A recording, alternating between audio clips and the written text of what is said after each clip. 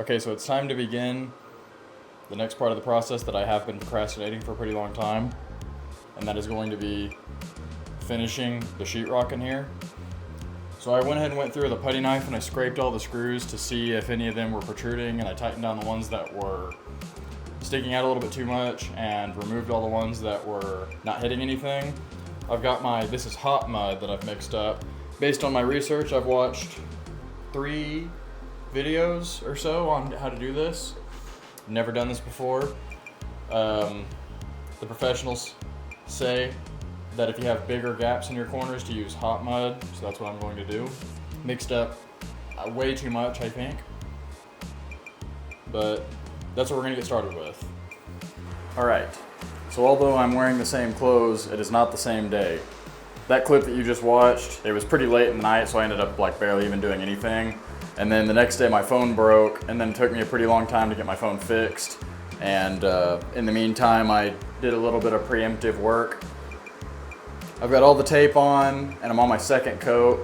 However, when I came home today, suddenly my tape is bubbled up in a couple spaces, which I assume means that I didn't get enough mud behind it when I set it up there, and it's got air pockets behind it now.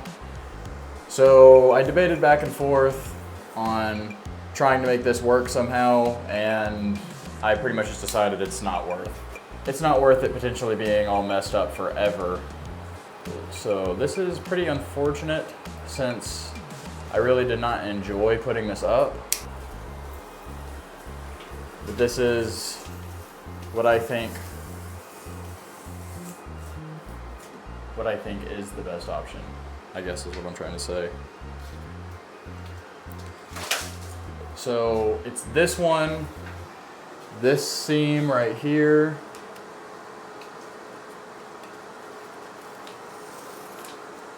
and this entire horizontal seam. The rest of it seems to be pretty good. So I think what my problem was is I wasn't applying that mud thick enough. All the videos that I watched, everyone was saying you don't want to apply the mud too thick because then that creates a lot of sanding. Well, I think I was taking that advice, I think I was sticking to that a little bit too much and put it on too thin before I applied the tape. So I've just been using this Perform light blue mud, not for any particular reason, just what they had, and I liked the bucket. I liked the one that came in a bucket.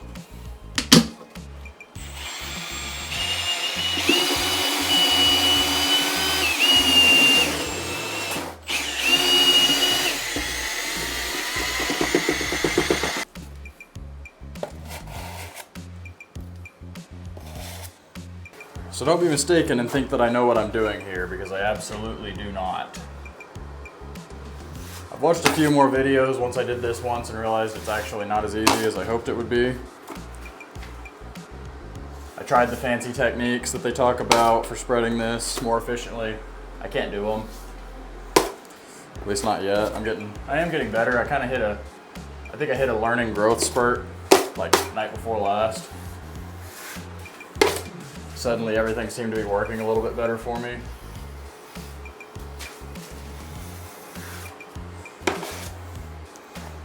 It's working pretty good.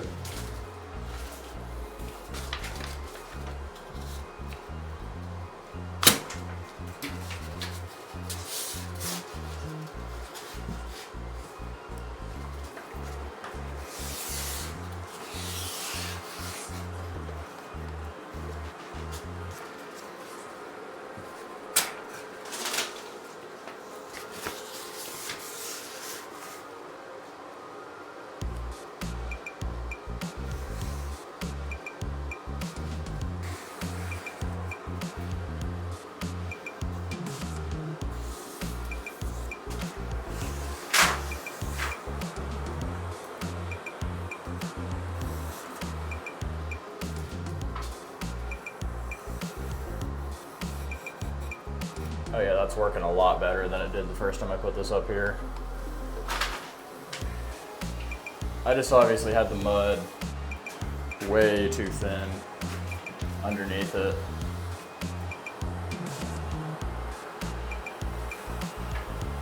So that seems to be getting really good adhesion.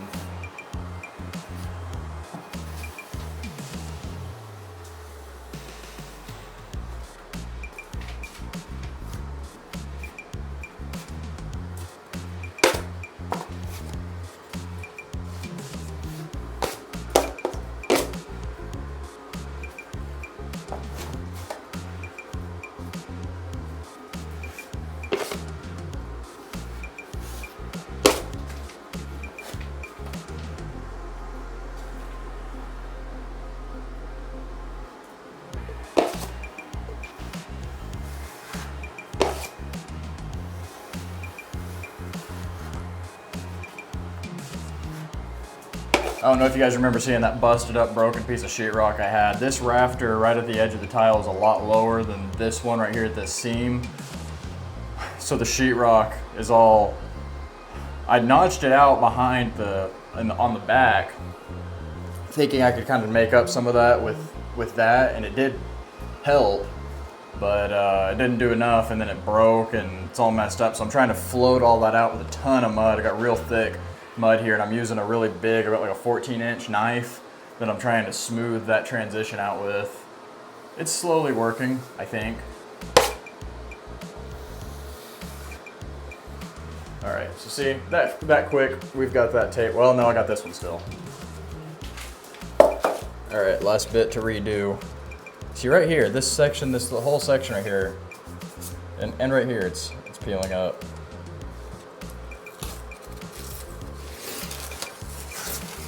And I feel like it shouldn't be that easy to pull it off. This, I think, was my very first one I put on there.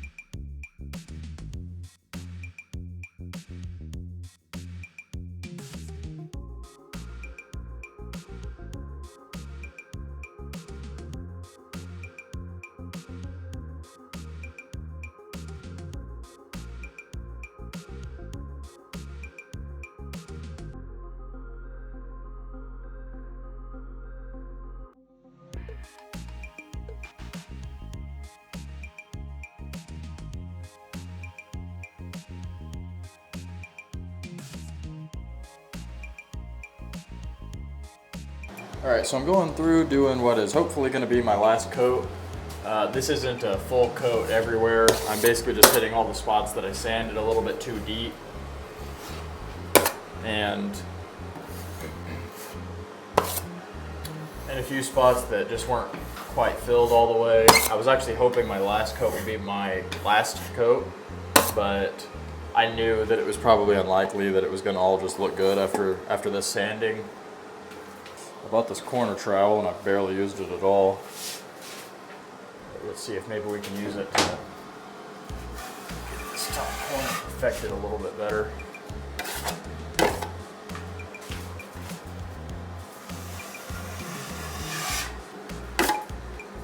This is the main one. I was unsure about if I was going to be able to make it look good. Basically, as soon as paint's done, it's going to be vanity install, and then we will be very, very close to being finished. We've got an air compressor coming in for doing all the trim, the casing, the door casings and the baseboards, and then paint, putting the vanity in, mirror, hanging the mirror, which that's going to be nothing for me because that's my job. And that's going to be about it.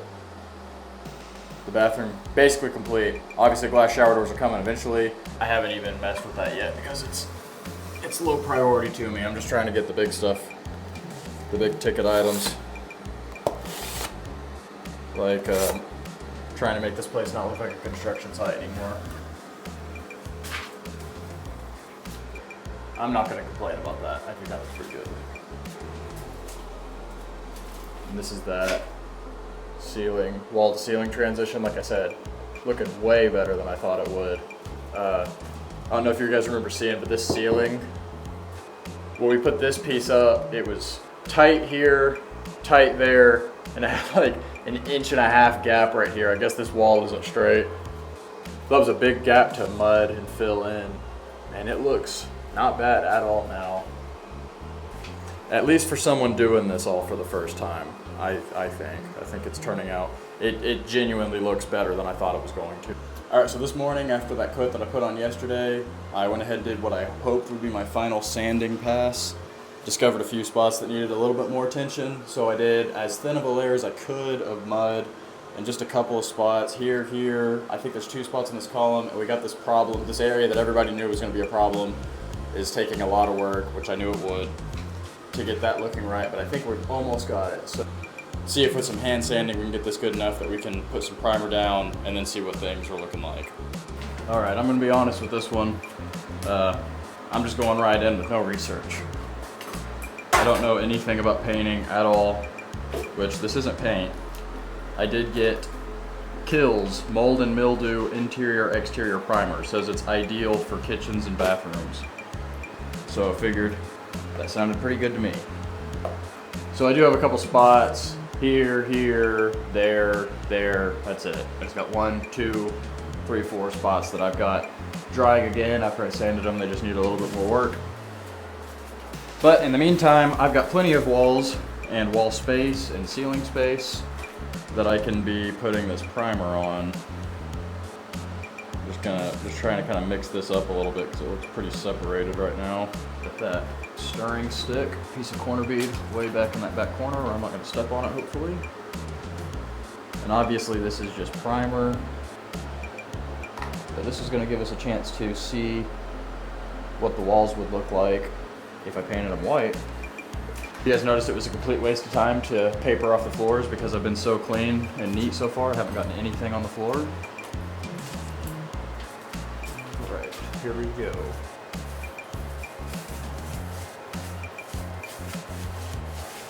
So I know this shirt that I'm wearing is way too small. It's just an old one that I didn't mind getting paint on. This is actually my FFA shirt from when I was in Future Farmers of America in high school.